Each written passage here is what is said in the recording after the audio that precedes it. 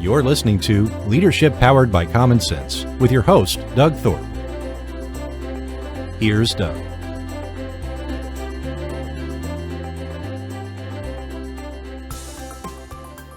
Well, hello again, everyone. This is Doug Thorpe, and you're listening to another episode of Leadership Powered by Common Sense. Today, I've got a guest who is herself a successful entrepreneur. She got into a business and has grown it substantially. I'm going to let her share a lot of that story. She happens to be local to my market in the Houston area, but her name is Jacky Fischer. Jacky, welcome to the show. Thank you for having me. Yeah, so it's a little bit of a tradition here on this show. I like to ask my guests to first give us a little bit of a backstory about your journey into business and, sort of what led you to get into the thing you're doing now. And then we'll talk more about what that thing is. But give us a little bit of that backstory. So my dad was a serial entrepreneur, and I think he followed what most serial entrepreneurs do, not what we see on TV, which is get startup money and sell a lot of money and get into another business. He just basically failed at business over and over and over again until finally something worked out. He was 50 years old, no college education. His furniture business had closed down. He was manufacturing furniture in a warehouse over off 290 with no AC in the summertime. It was a hard job. And I like to say, while he didn't have a college education, he had a PhD. He was poor, hungry, and driven. So he had a junkie delivery truck and a stack of bills and a family to support. And he put an ad in the Green Sheet, which kind of tells you how long ago it was, because I don't even know if they have green sheets anymore, but it was kind of like, it was like Craigslist before Craigslist was there. And so he put an ad in the Green Sheet and advertised moving furniture, and the rest is history. That was 38 years ago. In 2000, circling back, when he first did that, I was 12 years old, and it was him, and he hired some guys. And my mom was making minimum wage at the public library. We were living off of her income, which was hardly a living. And I would get home from school at 12 years old, and my job was to answer the phone and book moves. And he had a sales script that I had to follow, and that was my job. And so in 2002, he'd finally started making some decent money. But like I said, he was 50 years old. So by the time that happened, I think he hadn't saved enough to really retire. I mean, you start saving that late in the game, it doesn't really leave you a big runway. And so he had a massive stroke. And in 2003, he asked if I'd come in and help him out. I was an art major at University of Houston, and I went to help him out, and it was supposed to be for a few weeks, and a year later I was still there. And I realized two things. One, I like business. Two, I do not like working for my dad. We butted heads. He was very old school, and he was really tough. And I think HR, probably why he didn't work for a company is he would have been an HR person's nightmare. And I quit my job. So then from there, about a week later, the drivers found out that I had quit my job, and they signed a paper, and it was a petition, and they took it to my dad at a Monday meeting, and they said, "We've all signed this. We want you to bring your daughter back to run the company." So I think they had probably had enough of that too. And my mom and dad later, many years later, they wrote their name on that piece of paper, and they gave it to me, and I had it framed, and it is sitting right there. Oh, and wow. So every day when I get to work, I can see that, and I know why I'm here. I'm here to serve these guys. So I went to 9 different banks to get financing. I couldn't get financing. I kind of was thinking the banks were sexist at the time, but now that I'm mature, I look back and I realize they would have been crazy to give me $3 million. So I borrowed the money from my dad. He told me he would loan me the money, and I paid him back over 15 years. with 6% interest, which right now that seems like a deal. At the time, it wasn't that good of a deal. It was all right, but and so that's how I got started. I had no business education, but I was lucky to have really good mentorship and a business coach. And I later went back to Rice University and I got my MBA. So now the rough edges have been rounded out. Well, classic story, and often the journey that many entrepreneurs take because they grew up in the entrepreneur family and call that good or bad. I've often told, many of my listeners have heard me say this. I grew up the son of an entrepreneur mom and a single mom, hardworking, and she quit her day job when I was still in elementary school to go start a business. That's how passionate she was for what she wanted to do. And it worked. She didn't have the schooling for it either. She just had a knack and a dogged determination to make it work, and it did. And she had the same journey trying to go to banks, but she did find a banker that she wasn't asking for $3 million, and she was asking just for a much smaller sum to float some materials she needed to buy. And, it was the classic buy the materials, get paid, and pay the bank, and back and forth and back and forth. And nowadays in banking, we call that a revolving line of credit. And I don't even think they had that title for it back then when she did it. But anyway, so what's the name of the company today? Three Men Movers. And we're in Houston, Dallas, San Antonio, and Austin. And we do about 40,000 jobs a year. Wow. Yeah. Wow.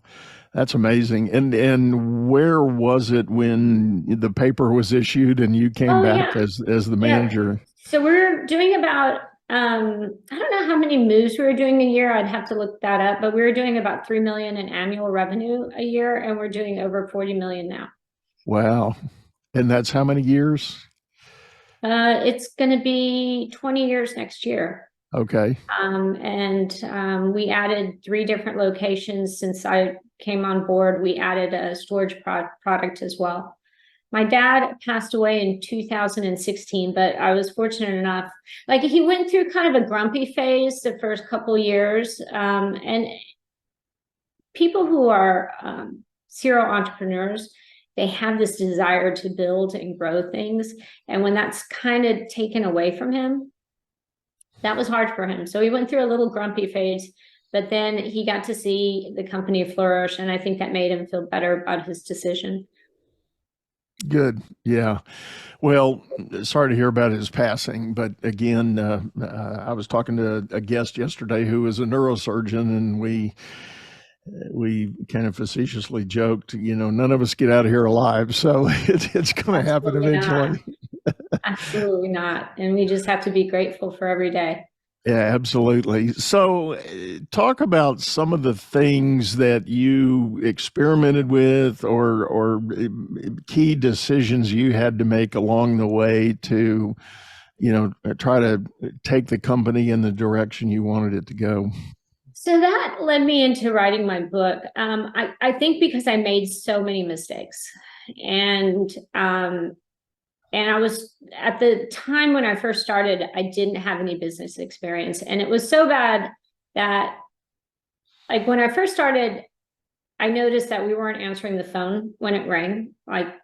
And I was like, it could help if we would answer the phone in the first couple rings. And all of a sudden our sales started going up.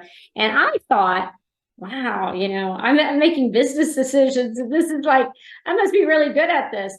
But I was so far in over my head. And that's where the mentorship came in. That really helped me. But I noticed in one of my business groups that some businesses were growing and some were not growing. And it seemed so counterintuitive, because the businesses that were the largest business, and the bigger your business is, the more customers you have, the more employees you have. And we all know with more customers and more employees means more problems, right? Because I've heard business would be easy if you didn't have customers or employees. So true, right? So I noticed these guys, would be able to sit in a meeting all day and listen to great speakers and work on strategy. And the guys with the smaller businesses that were getting stuck, they were out in the hall on their phone, and their phone was blowing up, and people were calling them from the office, and they were too stuck in the operations of the business. And so there was just so many commonalities between the companies that grew and the companies that stayed the same.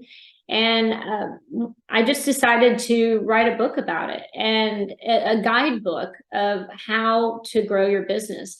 And I put everything in there that I wish I would have known. That would have saved me a lot of headache.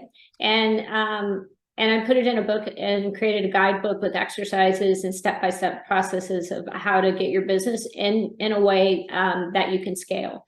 And I think a lot of times small businesses, when they look at scaling, their number one thought is, I got to make more money. And that's true. I'm not going to take away from that. Definitely, we want to make more money. But it's like building a skyscraper and just looking at the top of the building. You want to create a big foundation underneath that building so that skyscraper can grow. And building that foundation is crucial to scaling your business. Absolutely. And I see in your background there, you've got another framed image there, The Growth Paradox. Is that the book? Yeah, that's my book. My publisher sent that to me. That's my book. It came out yesterday. And so you can order it on Amazon or Target or Barnes and Noble. So it's out, and it's exciting and nerve-wracking all at the same time. Well, for those of you that are listening in audio, there is an image on the front of the book. It's a classic sort of business graph of an arrow, but as the initial climb, there's a dip and then another climb. And I'd like to talk a little more about that. I too have a thesis about I call it the paradox of success. And it's a principle I observed in my days as a banker. I watched companies grow up, and at some point they hit kind of an invisible wall. And some companies broke through the wall and continued their success. Others crashed and burned when they hit the wall. And philosophically and morally, that bothered the heck out of me as a banker. It's like, why does that happen? Why? Because these people seem good. They seem hardworking and driven. Kind of like, you described your dad, worked really incredibly hard, but, still needed some other ideas. And as I began studying that and what, I do now in my own business coaching, I realized the common denominator was the owner founder. That was the pivot point of answering the question whether or not the business was going to successfully get to that next level or not. So I don't want to, maybe I packed too much in that, but tell me more about the premise on your book. So I think there's a couple of things involved. And one is, certain businesses roll into being a lifestyle business, and that's okay if that's what you want. But comfort breeds complacency. So an owner gets comfortable and they're like, okay, we're good. But that stagnation, a lot of times it comes from fear of kind of failure, that dip that you see up in the picture.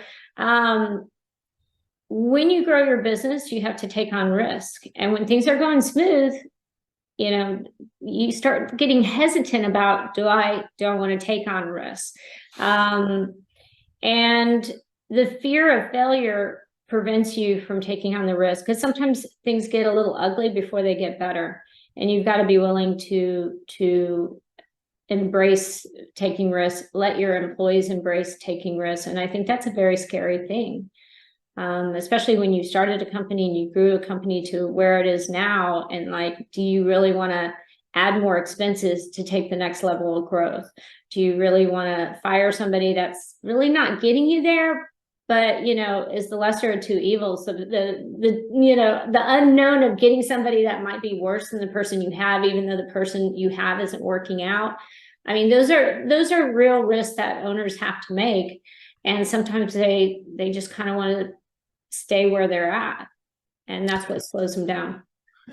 I agree with you, and I do want to accentuate that point that for some who are in the entrepreneurial game, creating a lifestyle business is fine. We're not anything we're going to say here is in no way condemning that or looking down at that. That's a choice, and that's a viable choice. And if that's what you want to do, great. But if you're the kind that wants to continue the growth trajectory and create some asset of greater wealth that might be your own big payday, down as you start looking toward retirement or your own end game, there are choices and you have to make. And I often, big business, when they look at growth, if they drew a graph, it's this kind of gentle sloping line, and they're going from 1x to 2x and everything. But in small business, that line is giant stair steps. Yeah, like a shark tooth. Yeah. Even if in your game, the moving business, for instance, if you're a company, you're operating one truck and you're doing okay, and now you've kind of maxed capacity, you've got demand that outpaces the availability of that one truck, your next choice is buy another truck or lease or obtain another truck. But there's a big jump in capital spend to get there. So in the book, we call it a J curve. And every time you add another research source, the expense is going to hit before the payoff hits. So if you hire another salesperson, you're going to have to start paying their salary until they're able to get the sales to come in and meet and surpass their salary. And I think you have to be careful you don't bite off too many J curves at once. And you have to think about, how do I lessen that J curve? And so there's a graph in the book where the expense hits and you see a drop in expense. And then there's across the horizon line is the time. And so if you can minimize that dip, you've got to profitability a lot quicker. And so a classic example of that is Uber. If you're a taxi cab company and you want to hire more taxi cab drivers, you have to get a token, you have to interview people, and you have to purchase a cab and get the guy trained and put him on a cab. Well, Uber's made it so you or I could say we want to drive an Uber, and we get this app and we download it and we're driving and we're immediately running and operating. And they've shrunk that J curve. They're like the masters at doing that. Same with the Airbnb.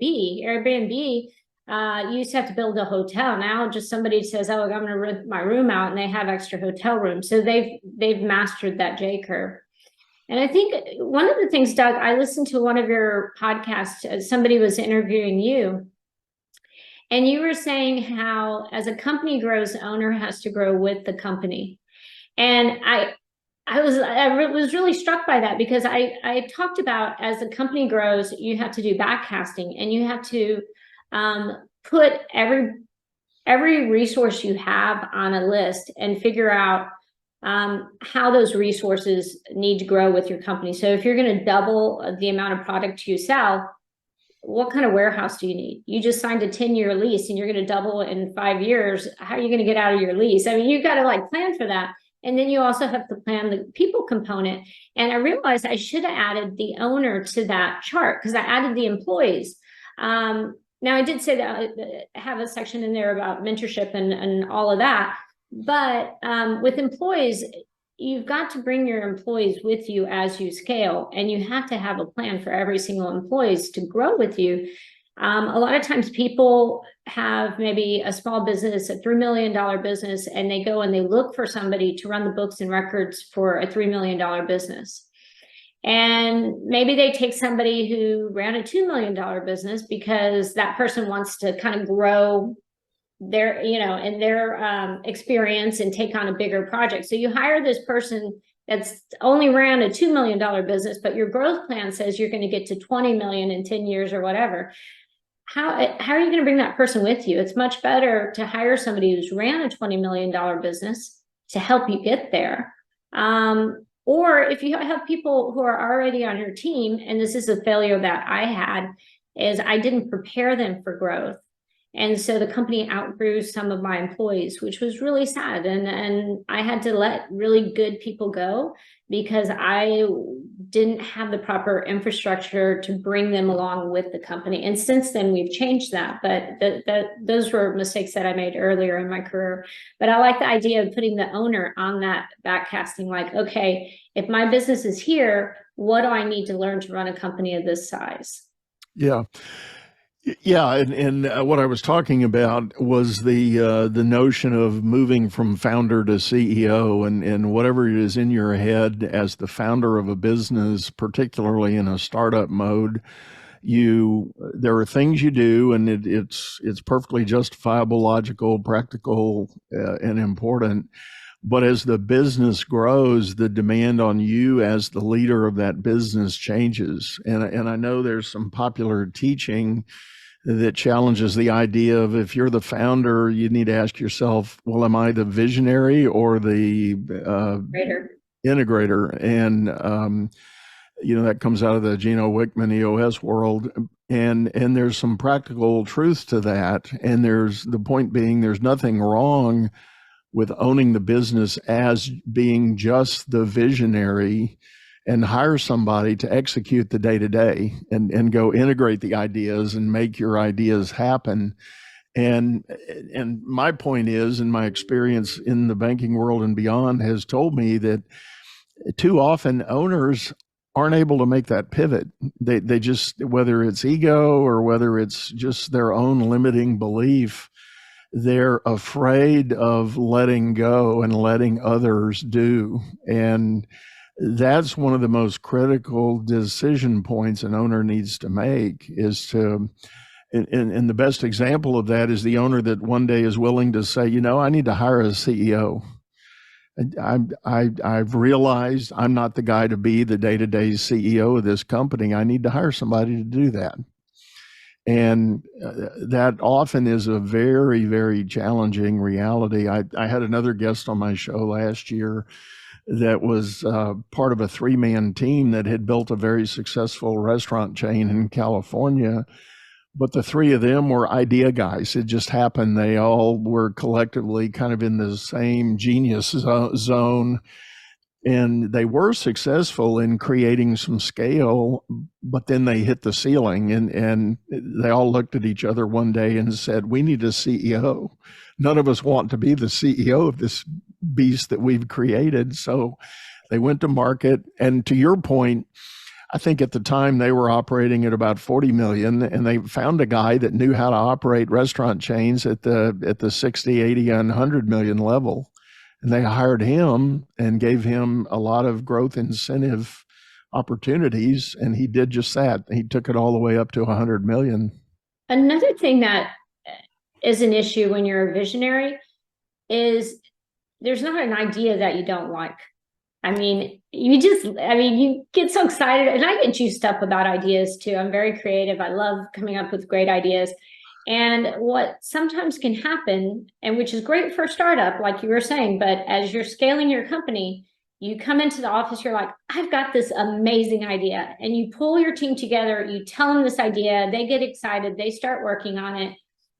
And then about 2 weeks later, you have another idea. So you pull them off the original idea and you put them on this idea.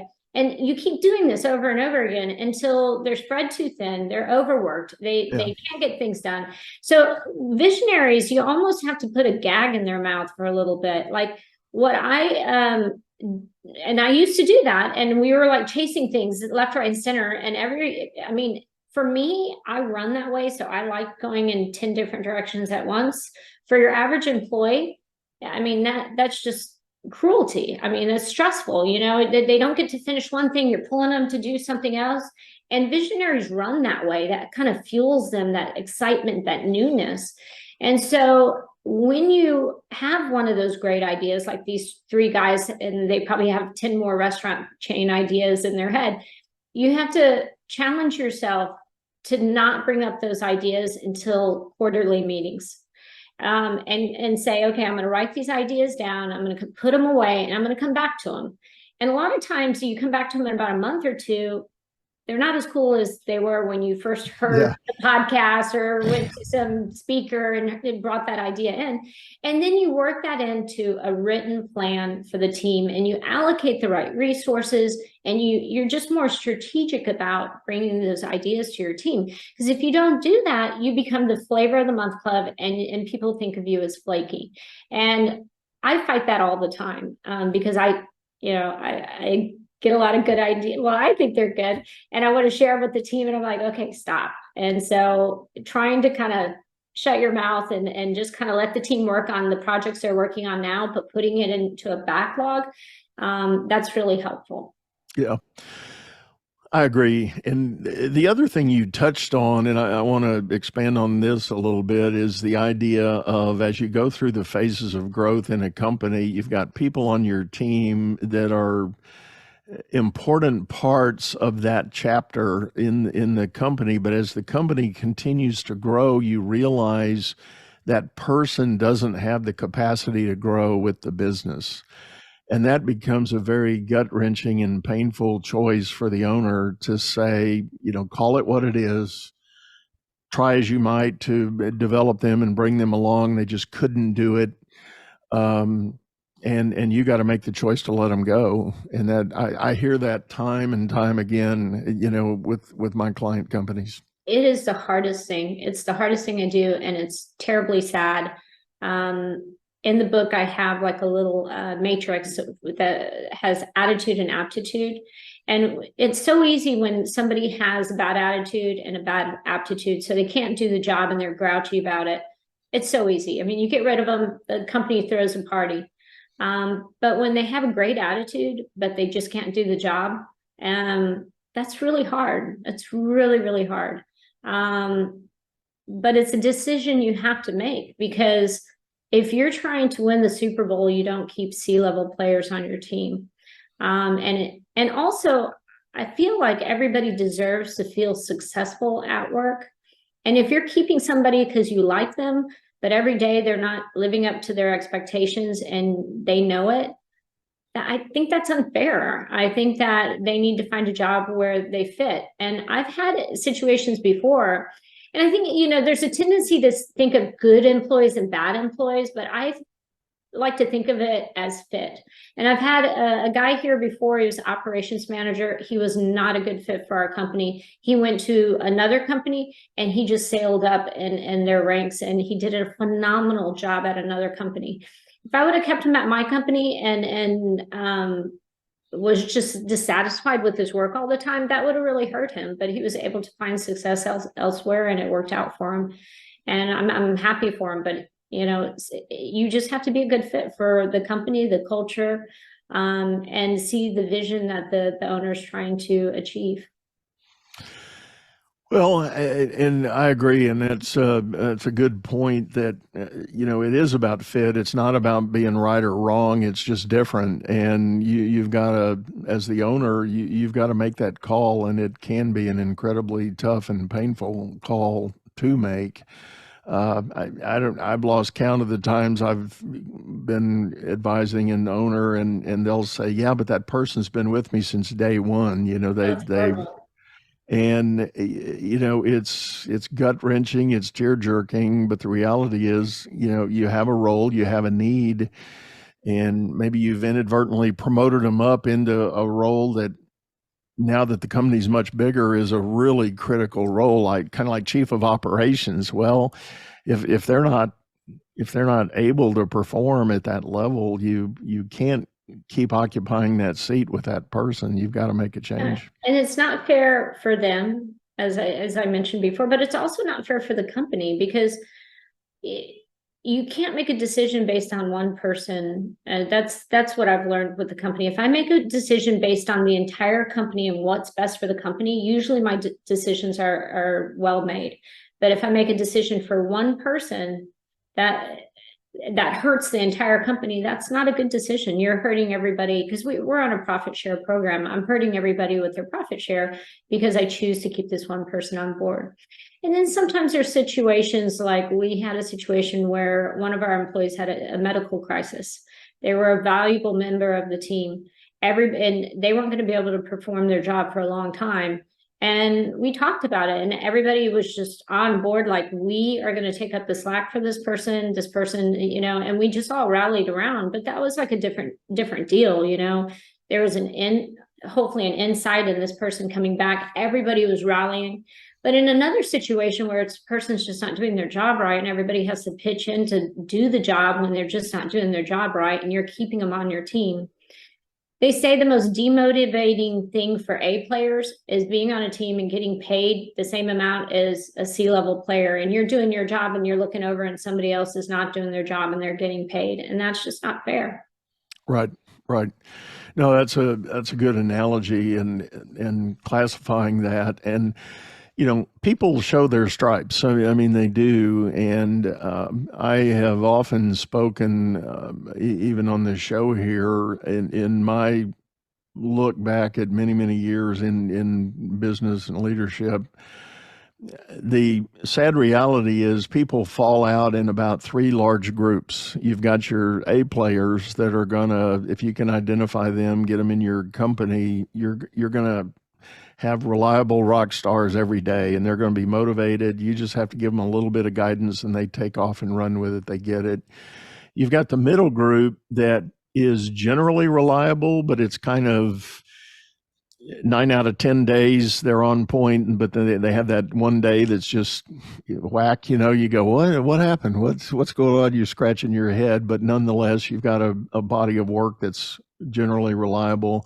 But then you got that third group that is, they almost from day one, they show up, they don't really want to follow the rules, they don't really want to punch the clock on time, they don't want to comply or perform.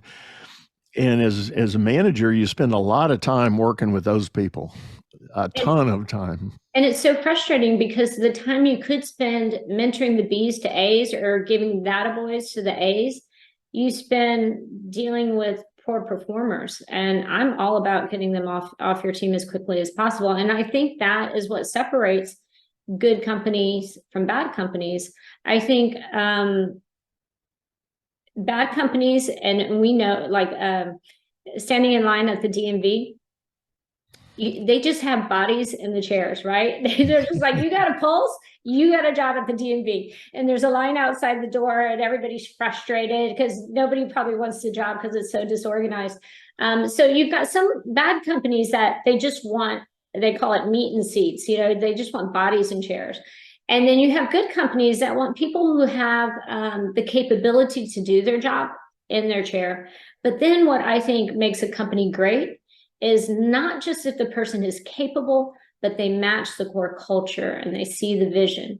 Because you can have some really capable people that just maybe have a bad attitude or they don't have the same values as the rest of the company. And when you're willing to get rid of a person that has great performance, but they have a bad attitude, then I think your company really starts taking off. Yeah. So speaking of that, what are some of the things you have tried and done well, Jacky, with your company culture, building the culture that you really want there at the business? I think a lot of times we read articles about culture, and I feel like Google's kind of ruined it for us because we immediately think of Google and we think of yoga and buffet tables and free massages and nap rooms and stuff like that. But I think the important part of culture is value, the values that we have, the values that we share. And when I say somebody like fits a culture, I'm not talking about high school. Like, my culture isn't like a bunch of jocks or a bunch of, the old school nerds, jocks back in the 80s. No, I have a wide variety, a diverse group of people, but we all share the common values. And in order to keep that, you have to get people who don't share those values off your team. And the values should be so strong because everybody shares that same set of values that it's not the owner that points those people out, it's their coworkers. And that person actually feels uncomfortable being on the team. So part of our culture is we have a very fast pace. We move at a very quick pace. And so if you're on our team and you're not moving at that pace, you're going to feel it. You're going to feel uncomfortable. And I like to say you got to put the cult in your culture. So it does feel a little cultish around here sometimes, but it's just part of who we are.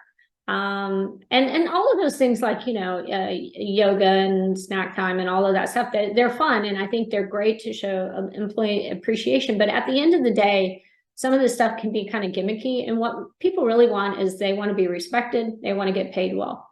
And they want to feel like they have some kind of purpose at work. Yeah. I think that's so true, and being able to connect that sense of community. And Seth Godin, I think, wrote the book called Tribes. We're as human beings, we're tribal in nature. We seek to gravitate toward a group of like-minded, and it's all about the values. It's what is the value that you believe in, and what resonates in your heart and mind.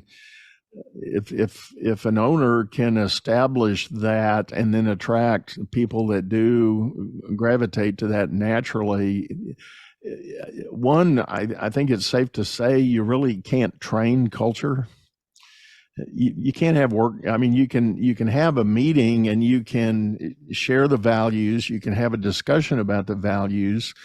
And the more that people do gravitate to that, to your point, others that don't fit are going to feel the pressure, and they will maybe self-select and opt out and move on. But and the values have to come from the owner as well. It's funny because Enron had a set of core values. And if you read their core values, it seemed like a pretty cool place to work. But then what the owners were doing were, in contrast with those core values. So core values aren't the things that are written on walls and put in the fancy memos and stuff like that. You really have to live and breathe them and make actions, make decisions based on those values every day. So when you're at a business meeting with your team and somebody says, "Oh, this happened with a customer," you go back to those values. Okay, well, what do we do in this situation? Well, these are our values, and that guides us. I had a business mentor who was this really, really kind man, and he always saw the value in everyone. And I'm a little bit, I'm not as good as that. I'm like, oh, that guy's kind of a jerk, but he's like, oh yeah, but he brings this value. So he was mentoring this guy who was very unethical. And he was running a company. He was this super unethical guy. And he never shared the name of this person, so I don't know who this person was. But anyway, he was always trying to kind of stiff the customer out a little money, cut benefits, and he was trying to make money by just kind of squeezing here and there and doing these kind of sneaky, unethical things. And pretty soon in his company, the people who were ethical didn't like that, so they hopped ship.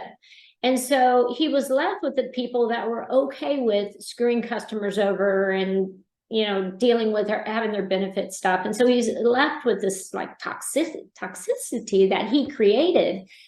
And then one time he found out that his accountant was stealing money from him. And he had created that culture where that happened. And I know at our company, this was before we had a computer system. The guys had to write on the contract and they had to do the calculation and stuff. And some of our guys would do the calculation wrong, and we would go to enter the stuff into the computer. And it was like they overcalculated the move charge by $15. And I told my accounting office, I never forgot that story. And I said, okay, write an apology letter, because the customer didn't know. So write an apology letter to the customer and send back the $15 and a check and send it back. And we did that before we had, now they just drop down, they do the hours on the computer. But we did that because there was 2 points. Number one, it was our values not to cheat anybody out of any money. But number two, I was sending a message to my accounting department: we don't cheat. We accidentally took this customer's money. We don't cheat.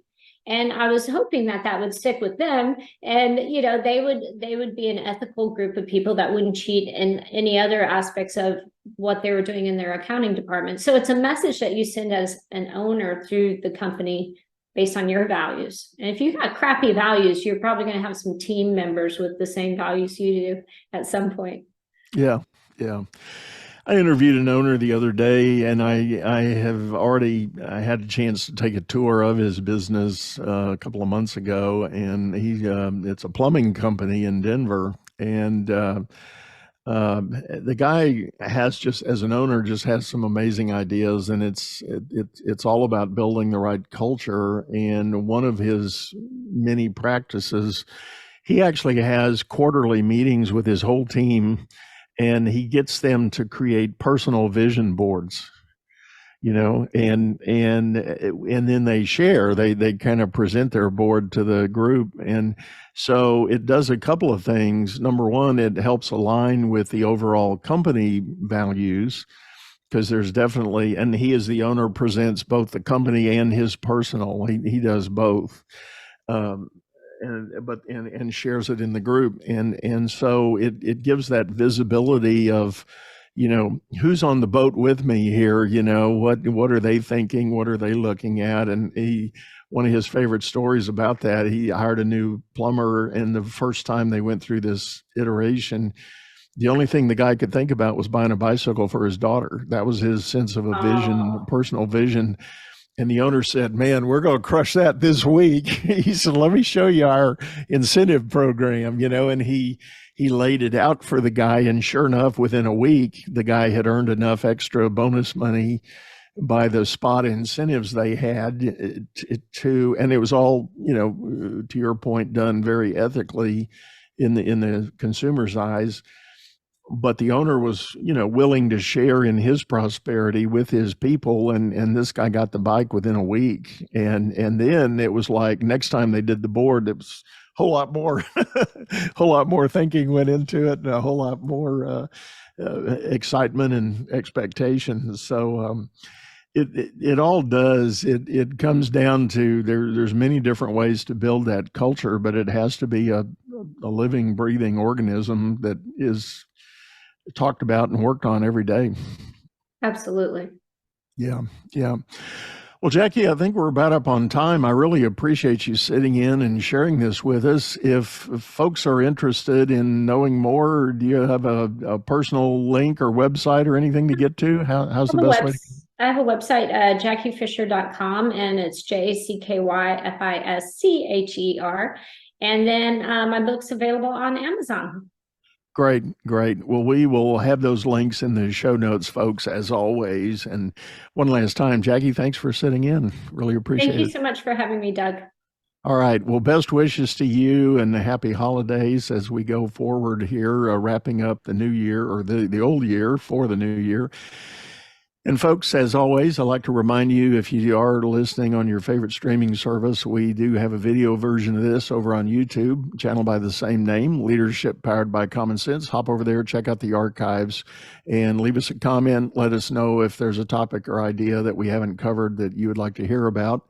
Or if you're interested in being a guest yourself, feel free to drop me a line. Let me know that. So with that, we're going to say goodbye. Go out there, make it a great day.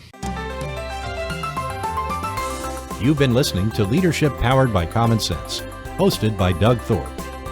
If you would like to know more about the coaching and advisory services he provides, visit dougthorpe.com.